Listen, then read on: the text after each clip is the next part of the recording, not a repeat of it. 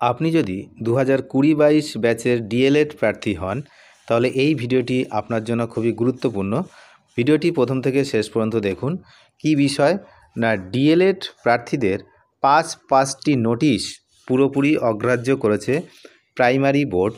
D.El.Ed প্রার্থীদের নিয়োগের যে লড়াই, সেই নিয়োগের লড়াইয়ে আদালত অবমাননার যে মামলা, সেই মামলা সম্পর্কে বিস্তারিত এই ভিডিওতে আমরা জানাবো এবং পাঁচটি নোটিশ সম্পর্কেও আমরা জানব।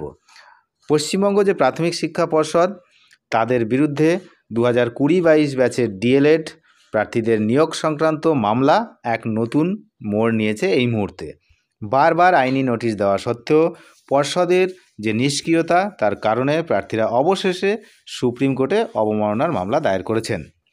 তো কি বিষয় না, 5বার কিন্তু তারা তাদের আইনজীবীদের মারফত নোটিশ পাঠিয়েছেন।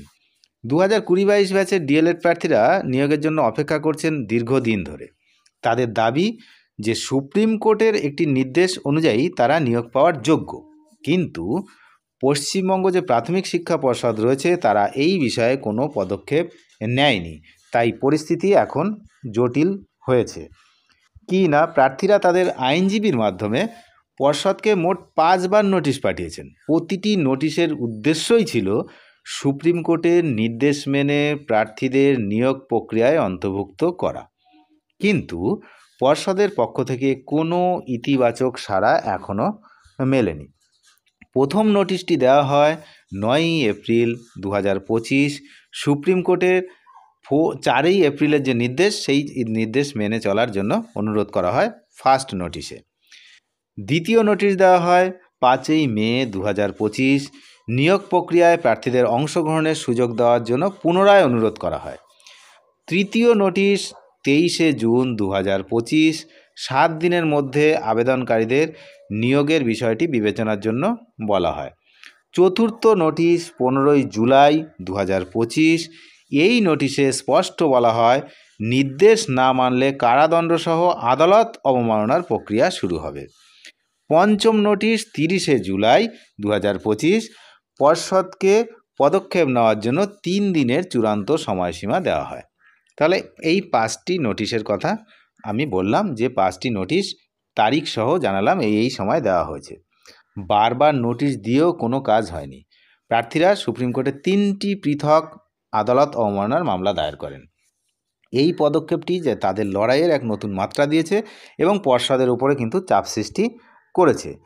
তো পর্ষদ শূন্যপদ সংক্রান্ত একটা স্পষ্টীকরণের জন্য, যে কতগুলো শূন্যপদ কাদেরকে দেব, এর জন্য সুপ্রিম কোর্টে একটি বিবিধ আবেদন, যেটা মিসেলেনিয়াস অ্যাপ্লিকেশান MA বলে, সেইটা কিন্তু দাখিল করেছে। সবচেয়ে গুরুত্বপূর্ণ বিষয় হলো প্রার্থীদের দায়ের করা 3টি যে আদালত অবমাননার মামলায় এখন এই প্রধান মামলার সঙ্গে পার্টি করা হয়েছে, অর্থাৎ ট্যাগ করা হয়েছে। এর অর্থ হলো সবকটি মামলাই এখন একসঙ্গেই শোনা হবে।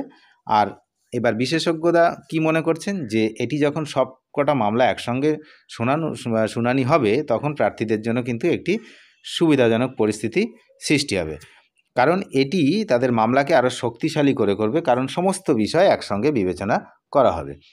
তো সমস্ত ডিএলএড প্রার্থীরা এই মুহূর্তে আশাবাদী যে তারা এবার জয়লাভ করবেই।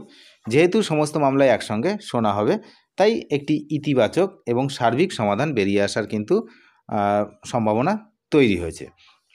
তো সকল যোগ্য যারা প্রার্থী, যারা ইন্টারভিউ প্রক্রিয়ায় অংশ নিয়েছিলেন, তারা সকলেই কিন্তু এই মুহূর্তে এই অপেক্ষা করছেন যে তাদের এই আইনি লড়াই কখন তারা সফল হন এবং তাদের ভবিষ্যৎ নিশ্চিত হয়। অনেক ধন্যবাদ শেষ পর্যন্ত দেখার জন্য। নিয়মিত আপডেট পেতে চ্যানেলে নজর রাখবেন। যারা নতুন তারা অবশ্যই চ্যানেলটিকে সাবস্ক্রাইব করে সঙ্গে থাকবেন। Thank you.